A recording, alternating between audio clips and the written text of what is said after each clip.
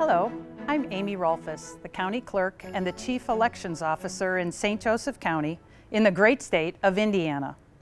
I have created a short video series called Voting 101, and this episode is Your Voting Options. Because I want you as the voter to better understand the elections process. Just as importantly, I want you to know what you can do before you go vote to make it easier for you and the other voters. In this general election, every registered voter can vote, no matter where you live in St. Joseph County. So every registered voter should make their plan to vote. St. Joseph County is a vote center county, and that means that on Election Day, you can vote at any vote center location in the county. For a list of vote center locations, you can go to indianavoters.com. Here in our elections division, we are committed to being transparent, bipartisan, and professional, so you can be sure of a free and fair election in St. Joseph County. We do expect a very large turnout, so let's get started with Voting 101, Your Voting Options. Today, I'd like to tell you about the 4 ways you can vote in this general election. And it all starts with registering to vote at indianavoters.com. If you are already registered, you do need to check your registration at indianavoters.com to make sure your name and address are correct. We expect hundreds of address changes and name changes from voters. And if you don't do this before arriving at the vote center, you will have to wait in a line to fill out a form with your new address or name before you can vote. So save yourself the headache of another line when you go to vote, and go to indianavoters.com to check and update your registration before you go to vote. There are the 4 ways to vote in this election. We have mail-in absentee voting, we have early in-person absentee voting, we have travel board voting, and Election Day on Tuesday, November 5 voting. So when I use the word absentee, that means basically you will be absent from voting on Election Day. It is a bit confusing because you can vote absentee by mail or absentee in person. So let's talk about absentee mail. To vote by absentee mail in Indiana, a voter must be able to personally mark their own ballot and sign their name to the completed ballot security envelope and have a reason to request an absentee vote by mail ballot. There are 11 valid reasons to vote this way, and they are all listed on the application on indianavoters.com. So this is what the application looks like when you find it on indianavoters.com, an application for an absentee ballot. All you do is click the button to apply for an absentee ballot, complete the form, and hit submit. Our office will receive your absentee ballot application, and to check to ensure that it is really you, the voter, who has made the request for a ballot, that is part of our election security protocols. We process your application, we log it into the very secure statewide voter registration system, and then we send a paper ballot to you in the mail. Now this is what you will receive in your mailbox. This is an official election mail envelope. Now, inside, you will find these papers for your absentee if you're going to vote absentee by mail. You will find an absentee voter's bill of rights to tell you all about voting absentee, a security envelope for your ballot, and this has a sticker with your name and address on it. And also you will get, of course, you will get your ballot. Now this is a sample ballot, so obviously this is not your ballot, but it's a sample ballot, but I wanted to make sure you knew it was a paper ballot. So you will fill out your ballot by yourself. If you must have help filling out your ballot, your helper must sign their name as well. so we know that you had what we call voter assistance. So you put your ballot in the secrecy envelope and you sign the secrecy envelope so we ensure that it is really you. Now about signatures, the statewide voter registration system has your signature history so we can compare and ensure that it is you that is sending the ballot. Then you put your secrecy envelope with your ballot into the election mail envelope and you put it into the mail as soon as possible.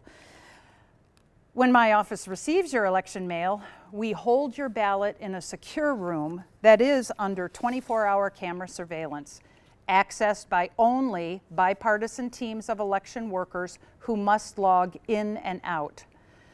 When no bipartisan team is working in the ballot room, the room is locked with a Democrat lock and a Republican lock, so both parties must be present to open the room. The ballots are stored in the ballot room until Election Day when we count all the ballots, and that is how you vote by mail absentee. The last day to request a ballot is October 24, and you must have your ballot into our office by 6 p.m. on Election Day. So moving on to early in-person absentee voting, but most people call it early voting.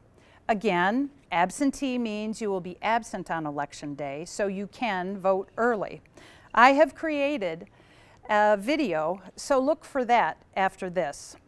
For the first time in St. Joseph County, you have almost 1,000 available hours for you to vote early. Please don't wait until the last few hours. I wanted to offer more voting hours to try to make voting in this general election more accessible and perhaps lessen the voter wait time. We have 2 early in-person absentee voting sites. Then the last 2 weeks before November 5, we will have 3 early voting sites. Now you might want to get a pencil and paper to take down all these dates and times of voting. Starting Tuesday, October 8, through Monday, November 4 at noon, you can vote at the County City Building, 227 West Jefferson, downtown South Bend, or at the Mishawaka County Services Building, 219 Lincoln Way in downtown Mishawaka. The hours at both locations are the same. They are Monday through Friday from 8 to 4:30. Then beginning Monday, October 21, a 3rd voting location will be at Center Township Library, which is 1150 Kern Road in South Bend.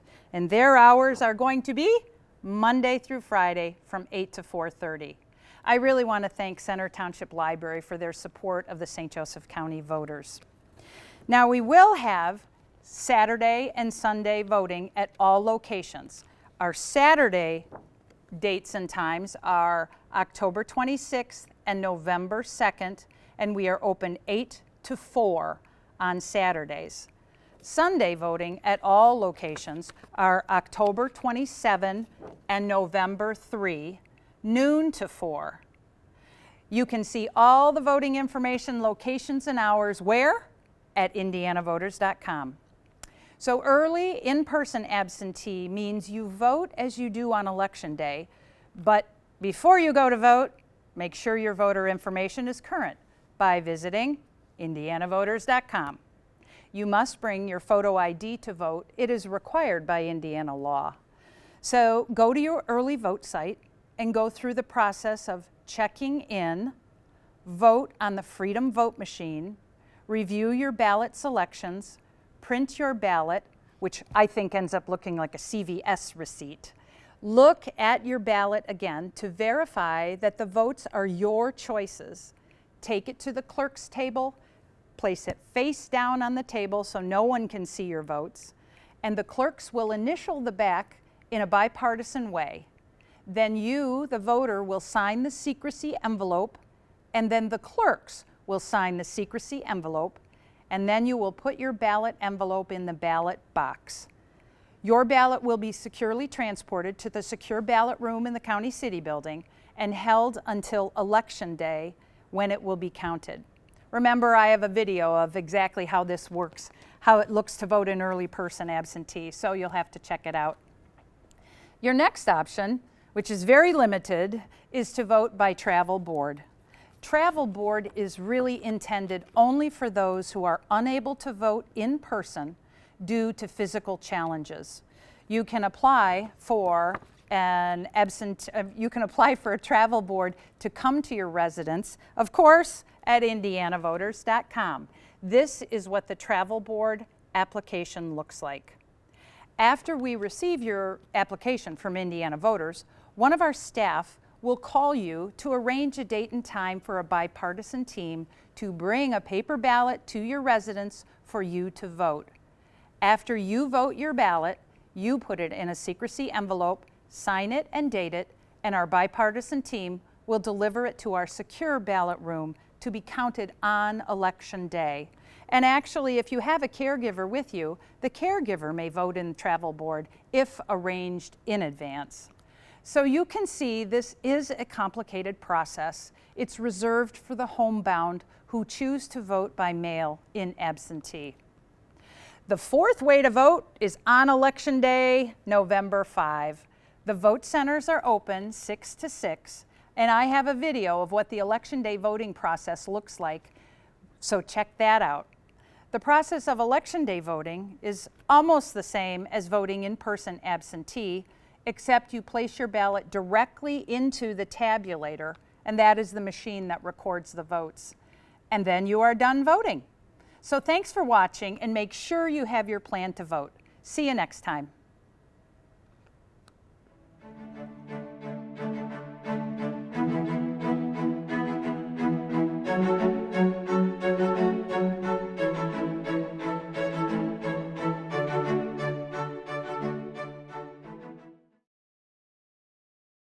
How'd it go?